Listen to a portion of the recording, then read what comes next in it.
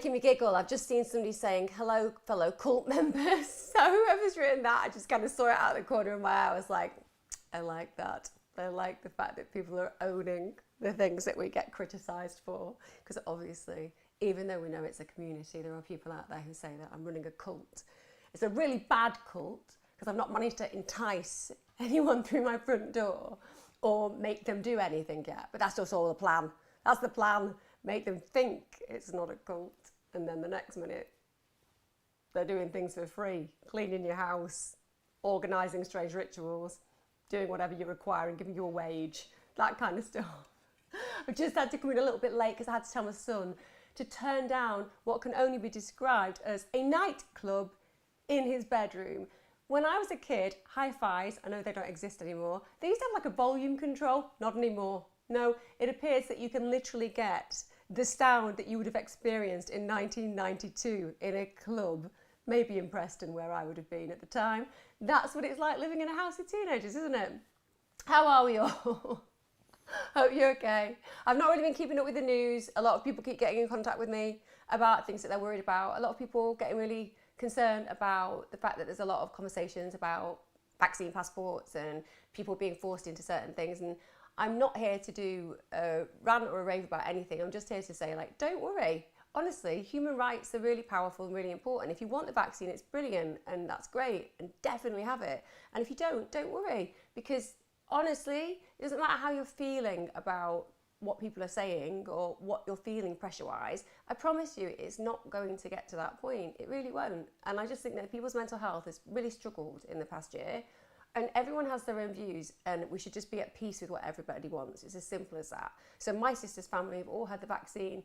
They've all wanted it. They all elected straight away, apart from my nephew who has an issue with like a really bad allergy, so he couldn't have it.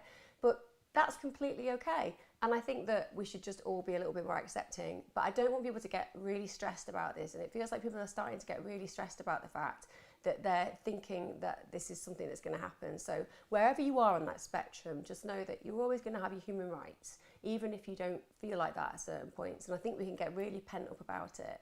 And anything at the moment that can just reduce that anxiety a little bit is so important. So again, just total respect for where everybody is and total respect to each other for however we feel, but also just be okay knowing how you feel and how you think, and don't feel concerned adversely about any of the things that you're seeing that make you feel like something's going to be forced on you. It's just not the way that it will happen for lots of reasons, legally, morally, ethically, and also just on a human rights level. And I'm neutral, you know, I'm just one of those people who wants everybody to be happy. So again, just cause for empathy no matter where you are on that situation and spectrum. Just saying that. I have had a lot of messages recently about it and a lot of people really scared, and I just want to kind of try to bring that down a little bit. Fear is the worst thing in the world for us. If there's one thing that I almost think that there's going to have to be like a decontamination program. I keep using those words because I do feel that fear has contaminated a lot of us in the past year. I think it's affected a lot of our behaviours. It's affected my own behaviour. So it really doesn't matter that I might not be afraid of coronavirus, for example, because I don't need to be, for the obvious reasons about my age, about my fitness level, and all the things in between. Even though I've got asthma, it just didn't concern me. And as most of you know, I had it and I didn't even know I'd had it, which is something really lucky about me, and obviously my antibodies, and same with my family. But nonetheless, it didn't make me afraid because I have a mindset where I'm almost about accepting that there is mortality and I can't control it, right? It's one of those things. And so I'm never going to walk through life being afraid of the fact that it might end. In fact, I really, really regard that as the reason why there is beauty in life. And again, that's a mindset. It's an active choice. It's a choice I make. It's something I work at constantly. I didn't always have this mindset. I didn't always think to myself, I just see life as this journey of disintegration bodily wise, but absolute escalation and amplification consciousness wise. So for me, as you lose one side of your being, the physical, you gain in the other side of your being, which is the metaphysical, so to speak. So I've gone through life just really coming to terms with the fact that I think it's really important that we have conversations about death, that in my own belief system, death is just a momentary this fleeting second that takes us to a new position, a new journey, a new experience of what consciousness might be. And therefore, when all of this hit, it wasn't that I had disregard for anybody's life at all. It's that I have a regard for my own life, and part of that is to experience and be authentic in my journey and acknowledge that, one, it will end, and two, there are risks, right? So I accept that. So my fear wasn't around that, but I've definitely felt afraid in the last 12 months about division, about people being really angry, even with me, you know, getting really angry with me. I've hated that. Or people that look afraid, or hearing about people who are harming themselves because of it. There are lots of fears that I think each and every one of us listening now and engaged in this now, it doesn't matter where we are, and I always say that on that spectrum, everyone's welcome here, and we all have our different thoughts and feelings, but I think we've all been contaminated by fear, and we have to start working through that. It's so toxic, and that's why these kind of things where you kind of get hooked on this negative belief cycle, and you get hooked on this idea that these terrible things are going to happen, it feeds into a lot of negative energy, and that is so bad for you. It's bad as well for the world around us, because we are energy. So I think just trying to kind of decontaminate that is going to be something that I've really got to concentrate on the next 12 months, and I'm going to try to do that in some of these sessions. Maybe actually do sessions where we focus on a particular area, which might be about de-stressing, or it might be about coming to terms with their own mortality, because I think we really need to do that. Actually, excuse me, I had a peanut before and it's just got this weird bit on my lip, and I'm like, have I got a piece of peanut hanging out of my mouth? Keeping it real though, that's the deal on these kind of channels. I'm going to get on with the questions in a minute. I've got a lot that have come in. Apologies if I don't directly answer your message, but if you hear one that's a bit like yours, it's because people have thrown them together so that I cover the subject area. Also, shout out to all of you who've downloaded my app, Appy. You can go on the Play Store and you can go on the App Store. It's completely free, it always will be, but you can now chat to each other on it. So I'm pretty chuffed, because it's taken ages and Google took forever to actually put through our update. So it just meant that people were seeing grey boxes, which is not brilliant when you're trying to make a nice app for people. But like I said, if you haven't got that now, go on and get it. It's got free everything to do with health, fitness, nutrition and wellness. And again, you'll notice that the influencers are very diverse. We don't all have to agree with each other's positions on certain circumstances to all connect in lots of different ways. So be aware that it's very balanced in that way, because there are always people out there going, Emma's created an app for her cult members and it's all going to be about a specific thing, and they're all completely incorrect, and it's not about pushing any political agenda. In fact, I'm political none in that way. There's non-political. I'm politically homeless. It's as simple as that. Hi Emma, sorry to bother you. I live with chronic pain. Awful. Last 10 years, it's horrendous to cope with. My depression and anxiety is also terrible. Okay, so chronic pain, anxiety and depression, very, very corroborated, very, very clear comorbidities. I'm just so close to giving up. Doctors can no longer help. Huge waiting list for therapy. I know your views on suicide, as you wouldn't let a dog suffer like this. What is your view on euthanasia for someone like me? Sorry, I know you're busy with other folk. Always say, that's why I do these. Don't apologise for needing me or wanting to get in touch. That's why I do it. So everyone has their own position. When you say the word suicide, suicide is different to euthanasia or assisted suicide, so to speak.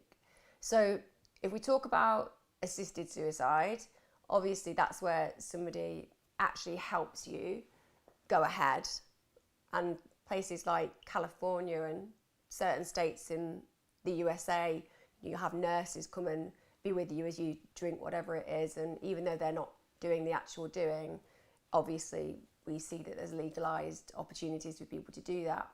But I think suicide in general is very different, because for me, suicide is like a level of helplessness and a level of desperation, and I don't think that we should ever act in helplessness and in a situation where we're helpless and we feel that we've got this desperation. I genuinely mean that. So if you're going to talk about dignitas or those kind of environments where you can look on their site, that's very planned. And in fact, about 50% of people who plan the opportunities don't go through with it, because it's actually quite relieving for them to just acknowledge and to accept that they have these feelings and to kind of create a plan of action that works for them.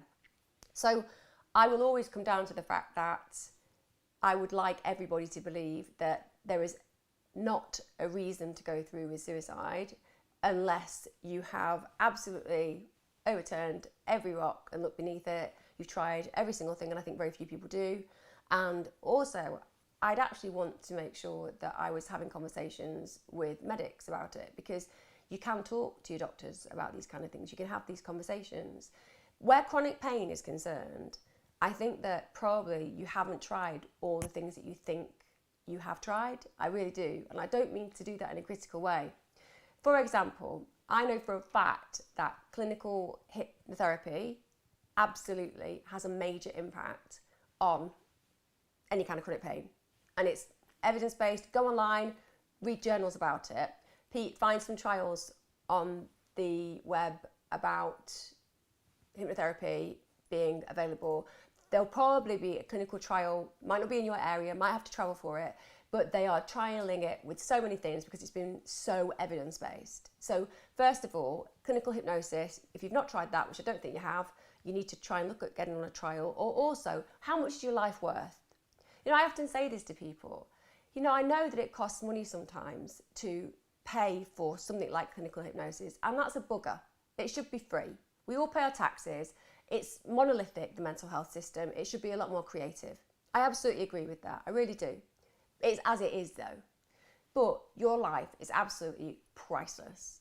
And when it comes to having a few sessions of something like clinical hypnosis, if that gives you the results that can be absolutely life-changing beyond belief, then that is absolutely worth it. Now remember, the reason that they believe that clinical hypnosis works isn't because it's some kind of magic trick.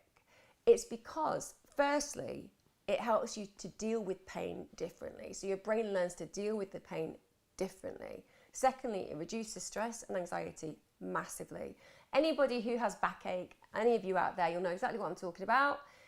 I'm somebody who's got one of those squash vertebrae in the back just from weightlifting when I was younger and squashing it, because I used to do weights and leg presses that were far too heavy for me. But because I'm a competitive nature, I seem to think that I had to compete with men, which was utterly ridiculous.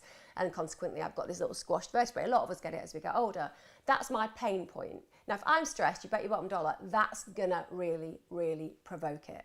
Because anything that makes us tense additionalizes pain. And it's for any of you. Any of you suffer from migraine, you know exactly what I mean. You know that you should release your shoulders. You know that you should relax your body, but instead you just get really tense and it just added to the agony. So clinical hypnosis is going to help you manage that miles more effectively. But also it's the way that the brain actually interacts with pain from that point. So I don't believe for 1 minute that you're at a point where you should be exploring suicide, assisted or otherwise, because I think you've got a long way to go on that journey. I'm not underestimating your pain. Chronic pain is awful.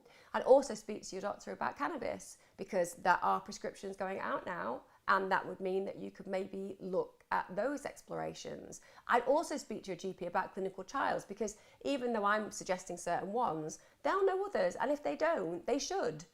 Don't ever feel helpless in this situation. Just because things are as they are now doesn't mean they will be as they are in the future. And take my mother, for example. She broke her back, not in like a horrific way, but she broke her back, she fractured it. And it's meant that she's become really bent, and because she's had no treatment since that happened, because obviously everything's kind of been shut down, so mum hasn't been able to do that, and she's lost her mobility because of it. But she's gone and seen a specialist, and they're actually going to burn away the nerves that are causing her pain. So there are ways that sometimes you're just not aware of. I think you need to dig deeper. Of course, there is always an option to look at something like Dignitas. There always is. And every human being should have the right to explore what they feel is timely and right for them. But for me, I think you've got a long way to go, because I think you're acting out of desperation and helplessness, and that's not an effective place to make your mind up. And as I said, there's a very big difference between acting in that way to manage your situation permanently, to planning something and being very, very clear about your understanding and having help and support along that way. And I'd also speak to people around you, have those conversations, don't be afraid of it, but definitely try those things. And meditation is really helpful as well. But what I'm saying is empirically peer-reviewed, many studies on chronic pain and clinical hypnosis with staggeringly good results.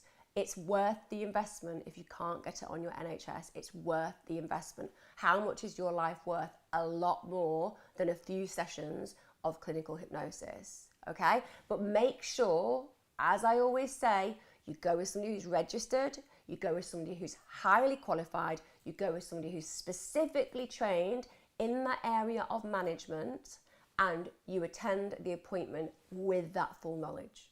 Because you can go to pretty much anyone who says they're a hypnotherapist, for example, but they might not have any registrations. And again, that doesn't mean they won't be brilliant.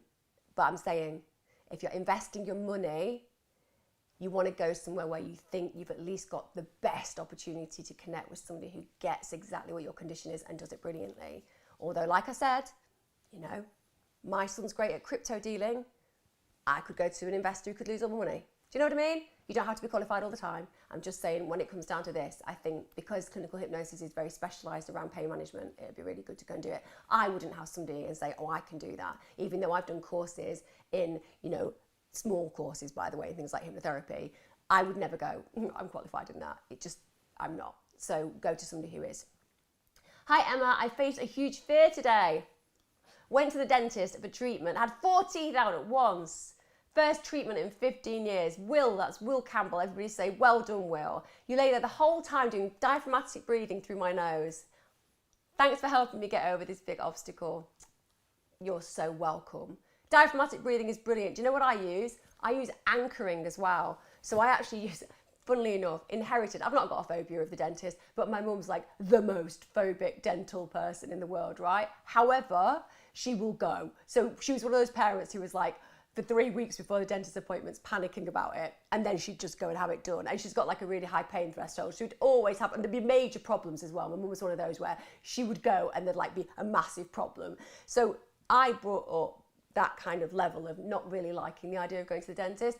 So even though I go and I just get on with it and I don't seem at all afraid when I'm there, I'm anchoring the whole time, which is where you kind of visualize something really beautiful. I always visualize my little boy being put in my arms for the first time, and I breathe as you do, diaphragmatically, and it really helps. But thank you for sharing that. It just proves we're all in so much more power than we believe, aren't we? I mean, it's one of the things that's blown my mind in the past year is that a lot of us are feeling like really without power. We have immense power. Look how many of them are. There's so many of us. Like, we're immensely powerful. And I think if we just like realize that we can constantly develop, that's something that I think is really important to recognize after a year of feeling that autonomy has been affected and people have been exhausted and all the things in between. It's like, let's all start realizing that we have a lot more power, because we really do. Does depression ever go away? That's a big question.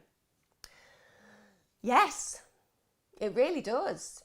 In fact, again, don't quote me on this statistic. It's a long time since I trained in this particular area, fundamentally, as far as research is concerned. But depression, 8 out of 10 people will only really get 1 to 2 episodes of depression in their entire life. And that can be really severe. It can be really acute. It can be reactive. So when my dad died, reactive to that. It can be completely out of the blue for no apparent reason. It can be chemical. It can be a whole number of these things. And actually, one of the things that people have a problem understanding, because I don't think we talk about it enough, is that antidepressants can only treat a certain amount of depressions. And then there are all these other depressions that can't be treated. And so what happens is, you feel depressed, you go to the doctor does their best, because obviously GPs, they are there to generally prescribe, essentially, whatever you require to get you through whatever is needed. And they are the first line of defence when we're unwell. And they don't have that many resources right now. They can prescribe you antidepressants if they feel that you reach that level, or they can put you on a waiting list for therapy. And they can be nice to you and maybe tell you to come back and check in with them and take you seriously. So that's important. But if you then get your antidepressants and you take them and it has no impact, or even feel worse, some people feel worse. We don't talk about that either. We should do, because people personalise it and think there's something broken about them. There isn't. What tends to be the case is you'll start thinking, well, fundamentally I'm broken. There's something completely wrong with me. I haven't reacted to these antidepressants and I'm always going to be sad. But usually it's just that it isn't addressing the problem at hand. So the bigger question is, okay, what is depressing about the world around me? And it's about what is purpose and what is my vision and what is it that brings meaning to my world? Because often we don't answer those questions. And that's not to say that depressed people don't look at their life and think that they have the most amazing things in it. They just don't know how to inhabit that feeling. So it's almost like they're looking around it and they can see it, but they don't necessarily feel the connection with it. Let's take a different example where actually you're really unfulfilled in your life and you're really demotivated because of depression is additionalizing that and you feel stuck. So that would arguably be saying, well, to move through the depression, we need to motivate ourselves out of that state of trappedness, out of that stuckness. We need to create some purpose and vision, and we need to create the attributes in our life that are going to give us meaning. And very often, we don't feel when we're depressed that we're going to be able to manifest that because we have lack of energy, we feel exhausted, we feel a little bit broken at times. We're not. We're just moving through life in a way and a direction that isn't working for us. So I guess you have to ask yourself, will I always be depressed? No. But what is my depression here to teach me about what needs to change? That's a big question to ask the self. It might be that you need to really overhaul your lifestyle. We talk about social prescribing, which drives me bonkers. The idea of prescribing, go and be social, that's a prescription for you, go to the gym. We shouldn't have to do that. Our communities and our societies have enough so that we shouldn't have to socially prescribe anything. But what is your social experience like? Are you isolated? Can you start thinking about reaching out? What is your exercise like? I know it's boring, I know that everyone talks about it, but it absolutely impacts on you. How many hours do you spend outside a day? What job do you have? Is it inspiring? Does it need to change? Are you in a relationship? Is it good? Or does it need to change? Are you not in a relationship and are you seeking one? How can you motivate yourself to manifest that opportunity? You see, when we answer those questions, we can look at the power that we have to change the elements that could make an impact. And depression is hard work. I mean, people will often imagine that people who are depressed are just low in their mood. It takes people every ounce of their energy to get out of bed with depression that's severe. So I acknowledge that some of the things I'm saying to you, it's challenging because you just think it feels endless, and it really does. But yes, you can move through it, but you need to look at all those things. And even if you're in a situation where your life's good, as in everything's working, but you just feel really depressed, again, very often, if you do the detective work and you look and explore, okay, what is it that really I need to change? And sometimes it can be that we're aware of the things that need to shift, but we're afraid of actually saying that to the people that we love because it might be transformative. It might be that we don't want to work in that job anymore, and that's going to affect you affordability-wise in your life. It might be you hate where you live, but your partner's really happy with the family around you. It might be that everything is sorted apart from the fact you feel really lonely because you've never been able to make friends where you've lived and moved. There are actual deeper questions to ask. On top of that, I would always say this. It is worth, if you can afford it, having a psychiatric assessment. Why? Because if you do a private psychiatric assessment, sometimes what you think is depression isn't. It's not something I could ever diagnose because the thing about psychiatrists is even though it's DSM and everything's imperfect, of course it is, it's a questions exercise, it tends to get really effective results, particularly if you go privately with an NHS psychiatrist, but you pay because they spend a lot of time with you. They go through a really, really hefty kind of question and answer session. And then at the end of that, they can tell you, because I've talked about this before, I've said it very openly. My friend knows I talk about him. He was always on the brink of suicide, very brilliant as a human being, one of the most fantastically creative, funny, loving, brilliant human beings, one of the best humans I've ever met. And he genuinely had been through therapy for years. I mean years. I used to say, mate, if you've not discovered what you think this is that needs to change in all these years of therapy, we've got to accept the analysis isn't working anymore. It's not getting you anywhere. And I drove him to a private psychiatrist and we had that, and he's bipolar type 2. Totally transformed his life because he was on the wrong medication. He was on just antidepressants and that wasn't what he was required. So it can be really effective to do that. But in the roundabout way of answering your question, will you always be depressed? No. But sometimes you have to change your life drastically, and that can be really bloody scary. Certainly I'm at a point in my life where I'm thinking about changing my life drastically, and it's really scary. It really is. But that old book written, it's old now, it was new when I was younger, Feel the Fear and Do It Anyway. It's kind of what life's about, you know. Often the things that we're most fearful about changing are the things that we know we should change the most. And because we know they're so dramatic and so powerful and will affect so many people around us, it's really scary. But that's teaching the courage that you need to move through it. So think about that. Like I said, definitely go and speak to your doctor about this as well. Definitely, if you can afford it. And it's worth the investment. Like I said, I'm not one for telling people to go spend loads of money on things, but I think sometimes people will spend money on stuff that actually, when you look at the impact it has on their life compared to what would have an impact, like psychiatric assessment or clinical hypnosis or whatever, you kind of go, oh, we've got to get our balance right, you know? So explore that. Hello, Emma. I feel totally embarrassed about asking this question. Female, you've put, so this is anonymous, but I don't know what to do. I've been in a relationship for a fairly long time now, but I don't feel like I want to have sex with my partner at all. It just doesn't even enter my mind. By the way, I have no idea what's wrong with me, because it's not that I don't like sex, I just don't feel like doing it with him. But I don't know why either. Can you give me any advice? Sorry for sending this type of question. Don't be sorry for sending this kind of question. My God, there'll be so many people at home listening going, oh, I've been there. I know that feeling. So there are lots of different shades to this answer because I don't know the full information. So I'll just try to give you snippets of each of my thought process when I read that. The first one is, do you actually find your partner attractive?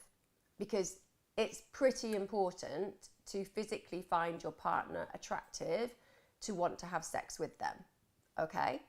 And that isn't saying that you can't think about building attraction again, because actually you can.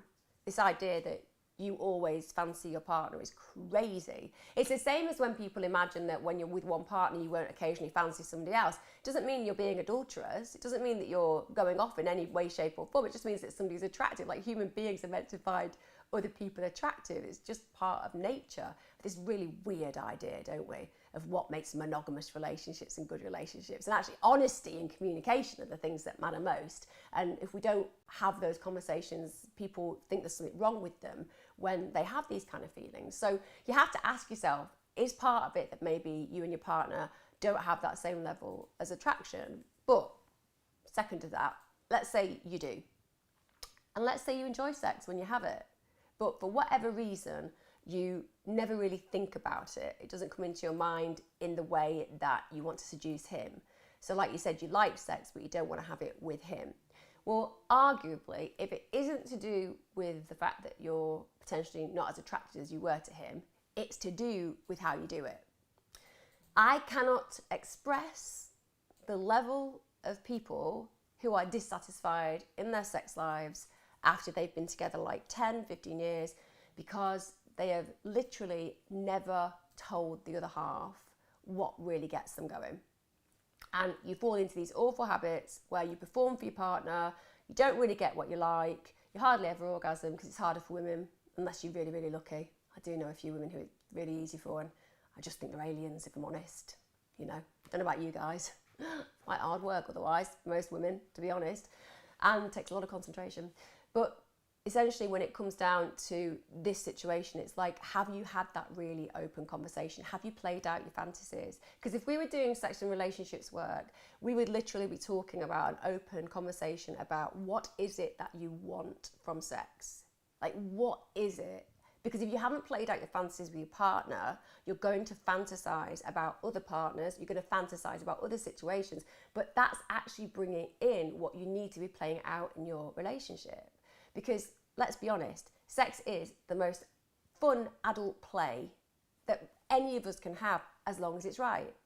And if you're not getting that from your other half, then you're going to start fantasizing elsewhere. And when you fantasize in that way, often the image of being with your partner becomes kind of quite null and void, because fantasies are always better in the head to some degree than the reality. You know, humans are unfortunately a bit more messier and not as linear and unpredictable. So therefore it can never live up to that fantasy that we might have in our head. But if we bring it into the realm of reality and we start planning what we want with our partner and having those open conversations with them, and it might be that you're into a bit of bondage, or it might be that you're into a bit of role play. It might be that you want to be a bit kinky. It might be that you want to get some really great machinery, because believe me, there's a lot of great machinery out there. I mean, man, it's well worth going on with your partner and looking at sex toys. It's a great way to spend a couple of hours, and it's a great way to spend, well, the rest of your life, if I'm completely honest. So explore that, because it doesn't seem like you don't have a libido. I mean, when you're going through things like perimenopause and menopause, that can impact on libido. When you've had children for about 2 years, a lot of us can say goodbye to even being vaguely attracted to our other half, because our duty as a human animal is to protect our offspring. So we're not meant to be attracted to them. We're meant to be like, stay away, I'm protecting this child, which is really frustrating for men and for other partners when they're in a situation where they want sex. So just be aware that there are lots of reasons that can happen. But if there are hormonal shifts, you can get that checked out by your GP.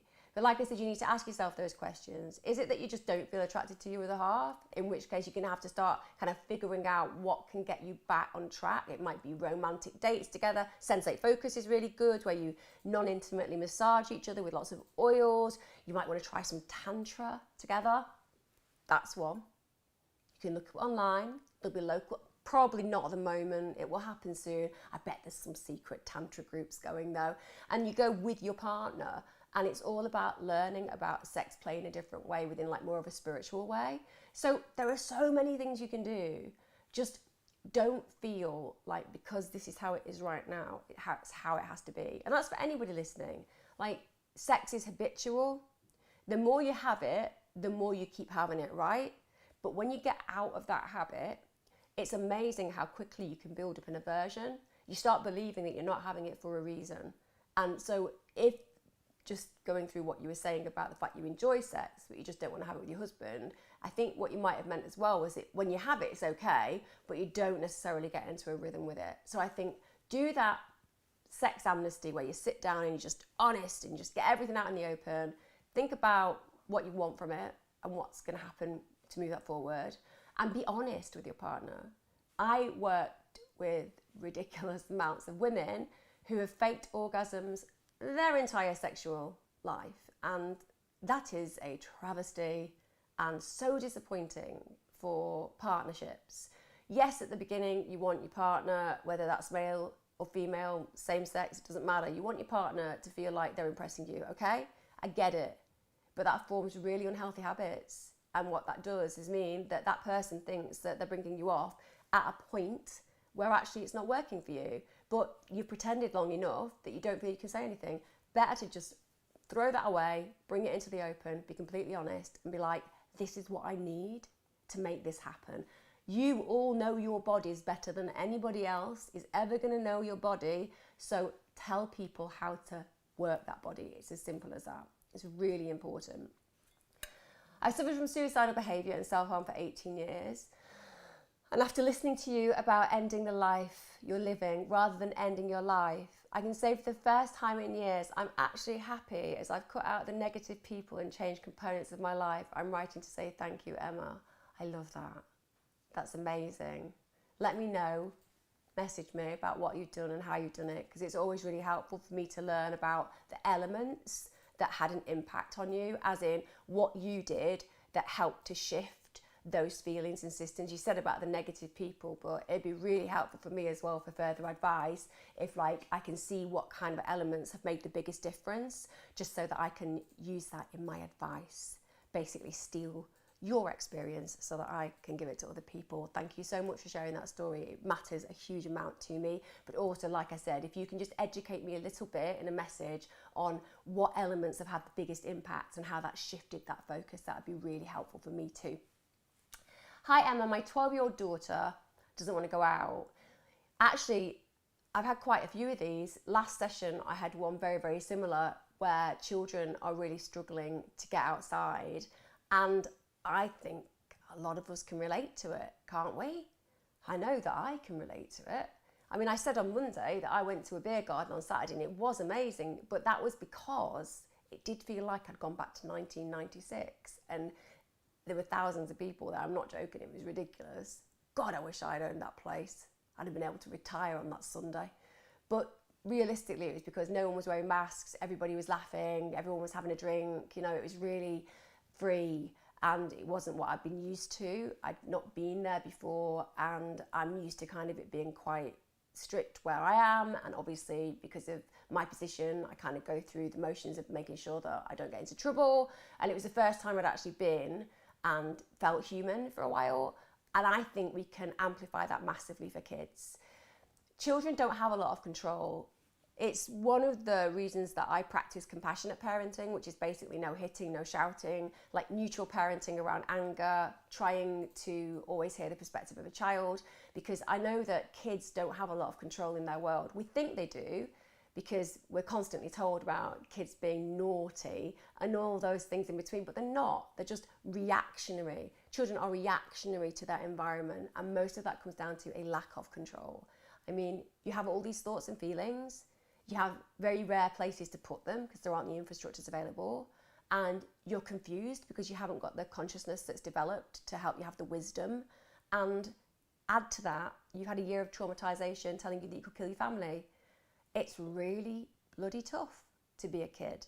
Everybody knows my views on how we've treated children in the past 12 months. I don't care how triggering that is for people who disagree with me.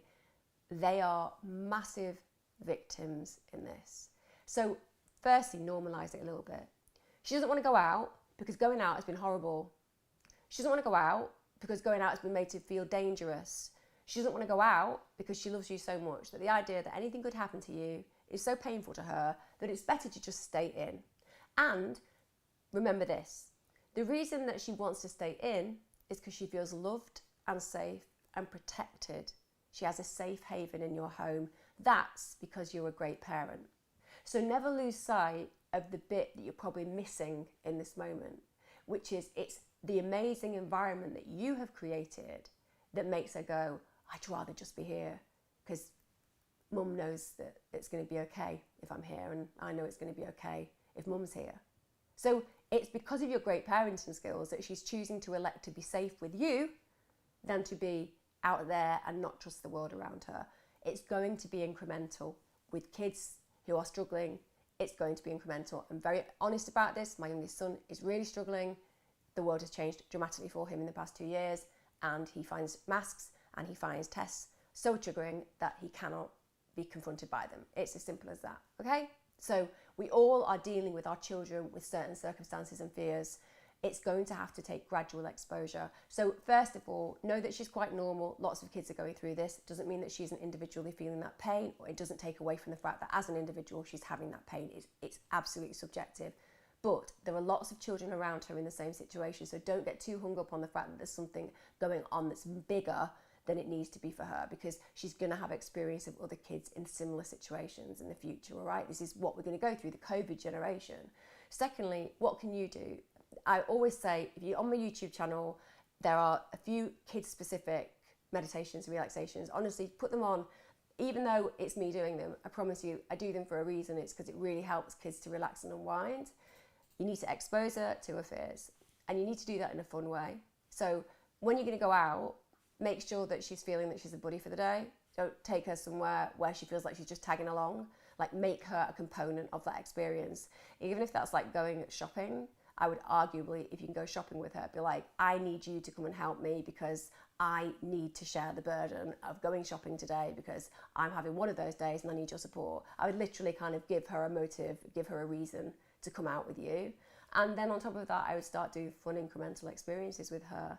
It might even be that you start whenever, I don't know when it's allowed because I don't check the rules anymore because of the way it's so confusing. But you know, getting sleepovers happening, when is that can happen as soon as possible. Having her friends over when that's as soon as possible. I know they can come in the garden.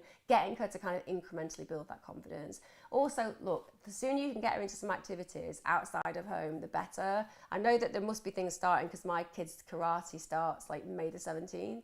So there must be some opportunities to start going and doing activities and interest groups with people that she maybe doesn't know that will help her move through that fear. Always look at places like Kooth.com, Kooth.com. That's young person specific support from like 11 to 25, but obviously tends to be more like the teenager areas, or her age to teenagers, I should say. So that's kind of helpful. Young Minds is also available. There is CAMS, there'll be a massive waiting list, but she probably isn't in a place where she might need that at the moment. Also, I would say speak to the school. I did say this on Monday. I have found the school where my son is concerned really empathic, because they understand that there has been so many transitions and problems for kids in the past 12 months that the pastoral side of things really needs to be ramped up. So ask for them to be on side, have a conversation with them, tell them that your daughter's struggling, try and get some peer mentor or somebody within the school who's more pastoral based to kind of just allow her to have check-in moments. If there are things that she needs to have happen at school, such as like space to remove herself from a situation, if she's feeling panicky, make sure that infrastructure is put there. It really does make a difference to kids. And like I said, it's something that I've done myself. Speaking of partners, how do you stop yourself from attracting narcissists? Well, the thing about a narcissist is very often we think that they're charismatic and interesting.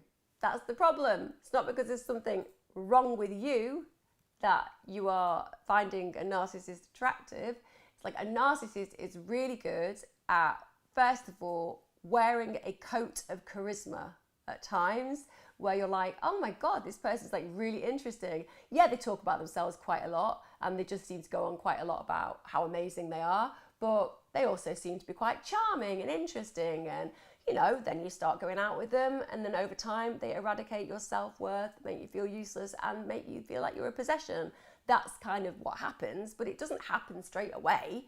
It's not because you're attracting these people, not looking at you and going, right, that's the person. However, what I would say is psychopaths, who are also narcissists, they actually can spot vulnerability. A little bit like an empath, but in the dark side. And if we show a psychopath who's also got narcissistic tendencies somebody walking down an alley, they'll be able to tell you which one of the people walking was mugged or had a crime committed against them just because of the way they walk. So they can spot vulnerability. And so I guess that one argument we could say is, are you vulnerable? Are there vulnerabilities in you that you have not worked out? A lot of us have them. It might be attachment issues from being a child. It might be abuse issues from being a child and having people affect you in that way. It might be bullying issues where you felt isolated and disregarded. You know, unresolved trauma can play out in lots of ways, and one of those ways is vulnerabilities. And if somebody can spot that vulnerability, they will exploit it. It's just like a con artist.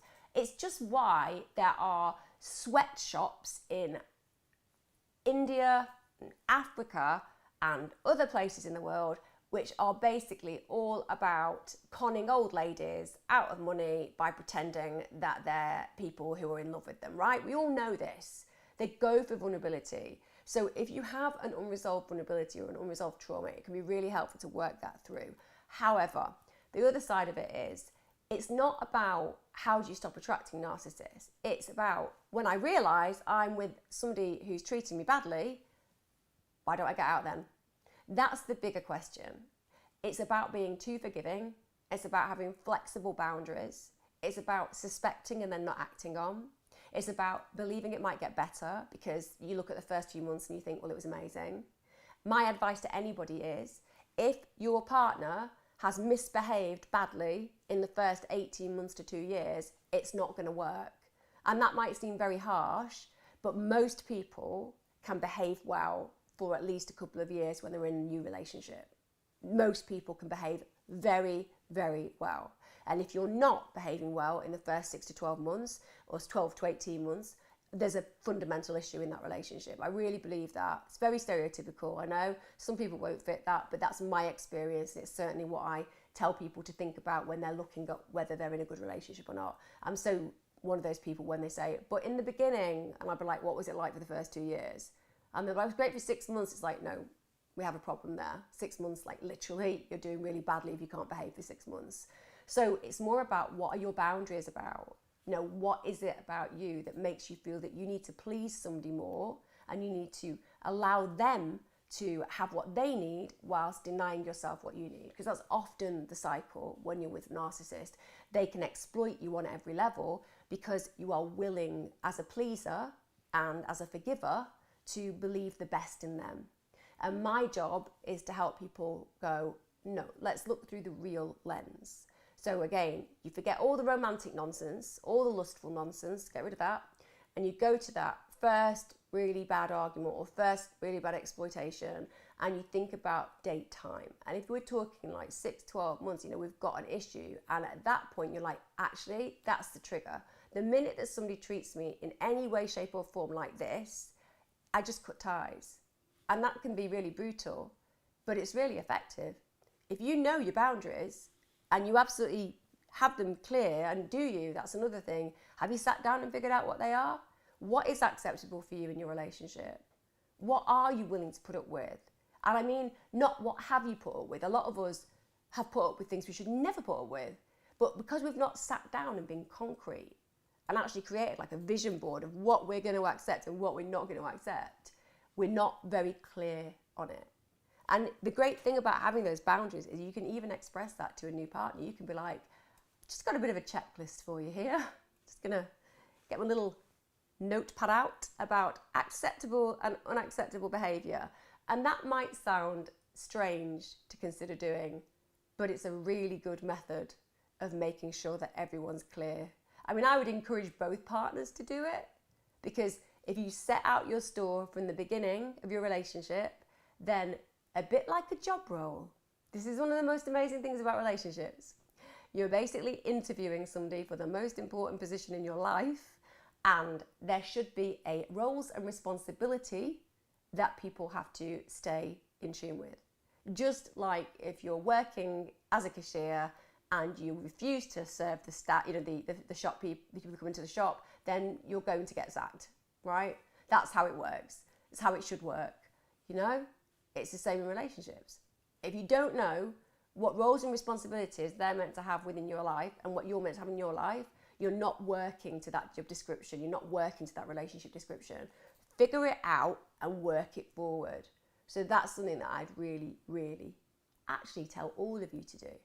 And even if you're in a relationship now, which is okay, but needs work, they're how you help it work. They're how you reduce conflict. So when we're doing like mediation and conflict resolution, it's about knowing your boundaries and like setting it out in detail. Because if you know that something is particularly hurtful for a partner and you keep being a repeat offender, then you're not sorry. Because people who are sorry, they only do it once, and then the reaction is so painful for them that they don't do it again, right? So if you know what those trigger points are for people, as long as they're reasonable, can't be like ridiculous boundaries like you will be in at 6 o'clock every single night and not speak to anybody else in the whole world or I will never forgive you. That would be ridiculous. But you know what I'm saying, those clear boundaries. So think about doing that as well. Emma, I'm isolated. Walk 17,000 steps every other day. In a relationship, like a revolving door hitting you in the arse. Waiting for mental-based therapy. Not classed as anorexic, now 8 stone. Don't like the weight gain. Moved 204 miles for what I thought was family, and I've been kicked out for standing up for myself and creating boundaries. Today's the funeral of my terminally ill foster dad, and I didn't attend the funeral. Now I feel guilty. So, first of all, I'm assuming that you were anorexic and you've allowed yourself to get still to a very, very light weight. 8 stone is whisper thin, in my opinion, but you're exercising a great deal. 17,000 steps every other day. On one level, that might be seen as super good, active and healthy, but on the other level is, are you doing it because you're just trying to manage or reduce your weight further? That's an important question to ask. There is a balance between what is healthy and unhealthy. Obviously, if you've got to 8 stone and you were anorexic, that's brilliant. It's fantastic that you're at a point where you're functional, which means that you're still very skinny, but you're not a danger to yourself in that respect. But the mindset is what has to change, isn't it? Like the body is irrelevant, really. I mean, we need to talk about that more. It's the mindset that's the relevant thing. It's how you feel about the self. It's your entitlement to believe that you are good enough. That's what needs to shift. And that's why definitely therapy is going to be important. And I know you're waiting for it and it's going to take time, but that's okay. Every day is a step closer. It really is. When it comes down to your relationship, it's like a revolving door. Arguably, is that going to really be effective for you when you're trying to maintain balance around your health and wellness? If we have highs and lows in our relationship, it's often played out in other elements of our lives. And if you think about your eating disorder, that's the extremes, isn't it? So every other day you walk 17,000 steps, it's an extreme. And then you look at your weight, and even though you're very small, you think, I'm not good enough, and that's another extreme. And your relationships reflecting and paralleling that kind of emotion. So I'm not saying you have to end your relationship. I'm just saying you have to ask yourself whether that toxicity is something that's really aiding and helping you move forward and move through this, or is it something that actually is working against you? Because it feels to me that you've got some huge motivation going on there. And I always say this about anorexia. If you look at the traits of an anorexic, they are so determined, they're willing to die for their cause, they let very little get in their way when it comes down to what they want, and they are big achievers, just all in the wrong places. And if they turn their attention to those personality traits and they put it into the corporate world, they'll be earning 200k in a year. It's as simple as that, because they'll literally be brilliant at whatever they put themselves into. And I always say, turn all of that into a search for health. You can't go wrong with health. Health is always optimal. Health is never over-exercising. Health is never overeating or undereating. Health is never obsessively doing anything. Health is balanced. So you should try to turn your attention to that. Now, when it comes down to your family, dead people don't know you didn't go. Does that sound really awful? It probably does. Dead people don't know that you didn't go. You cared for your foster dad. That was your relationship with him. It's nobody else's relationship. If they've made you feel crappy, your family, and you've been thrown out, you're hardly going to want to go along and have a bit of a wake with them, are you? Particularly in weird circumstances at the moment where no one's even meant to be near each other and so on and so forth. It's the weirdest experience ever. I wouldn't want to go to a funeral. I don't want you to feel guilt. They're dead. I don't think we like to talk about things in that way, because obviously everyone has this bizarre idea of what respect is. It's a bit disrespectful that the person who's dead, that can't know, see or experience anything in that moment, won't know that you actually didn't go, but it's disrespectful that you didn't go, because even though they won't know, we're going to say it. It just doesn't make sense. Do what makes right for you. It's for anybody. Some people really hate funerals. I have no problem with people who don't want to go to funerals. I had a massively big funeral for my dad. I was really lucky, but I had no problem with people who didn't want to come. People get really sad and people get really upset. And if you've got toxicity in your family, you don't want to feel like everyone's pointing at you and blaming you because they're having a bad day. Let that guilt go. Let that guilt go. It doesn't matter. It's a ritual that one is invited to attend or doesn't choose to attend. It is not a reality of how you feel about the person. That is a personal experience. Do something ritualistic for yourself. Make yourself a memory box, or let off some kind of candles and blow them out so that you can just kind of remember that person in your life. And stop being so hard on yourself. It's really not worth it at all. You clearly cared about them, but do think about that revolving door, and do think about that self-love when it comes down to over-exercising, and that positive self-image when it comes to thinking that 8 stone is putting on weight, because it's super tiny. 8 stone, super tiny. Hi Emma, I started therapy last week to talk about my dad's suicide. Ever since, I'm dreaming about my dad crying every day. And all the flashbacks of my dad's suicide keep haunting me. Is this normal? I've never had therapy before.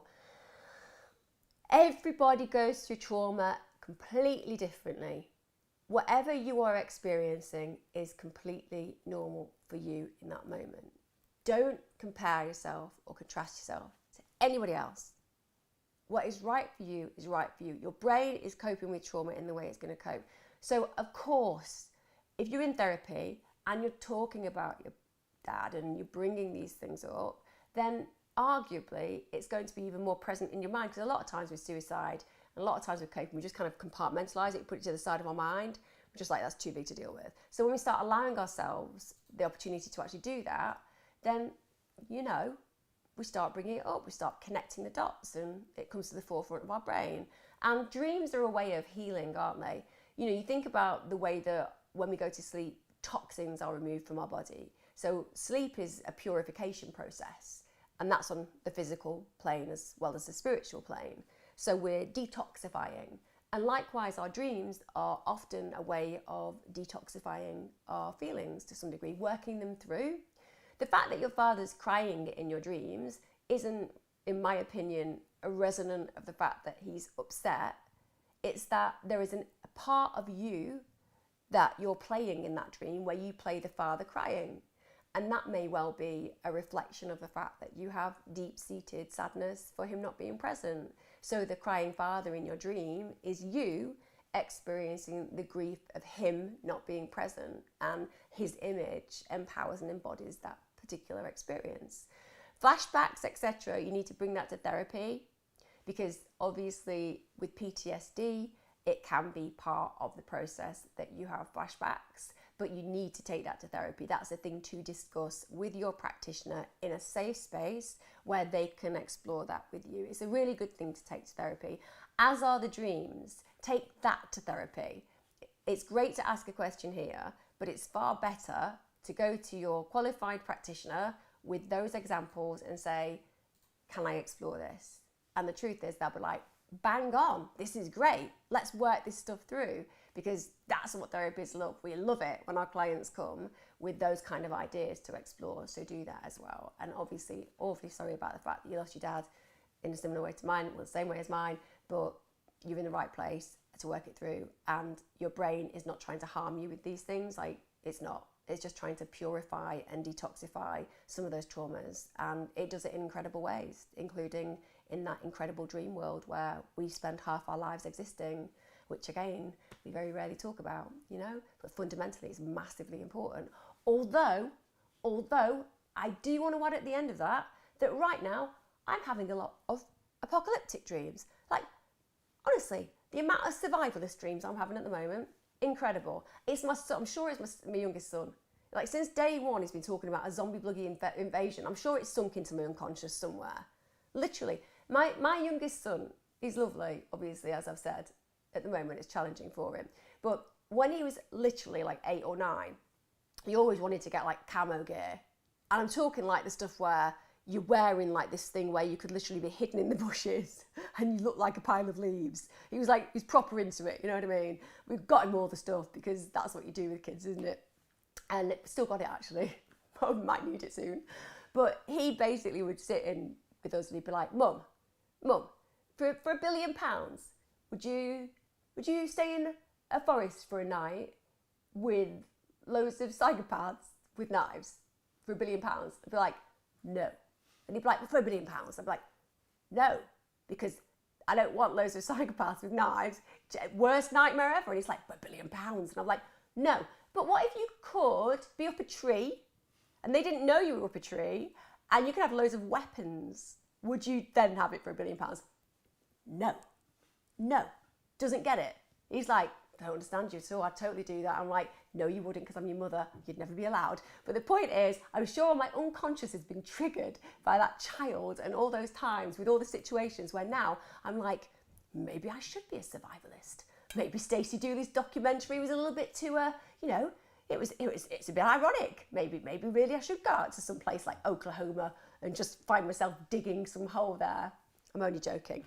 But as for dreams, obviously, those apocalyptic dreams that I'm having, they're all about processing, aren't they? They're all about my brain facing fundamentally stupid fears that aren't real, but actually processing them for me and kind of allowing me to kind of confront some of those things, you know, the idea of losing my children or the idea of not being able to eat, you know, the idea of Western security failing, you know, all of those fears that have been very, very forefront orientated for lots of us at the moment. That's my brain's way of just making them be processed. So don't worry about your dreams. They're there for a reason. Like, embrace them, so to speak.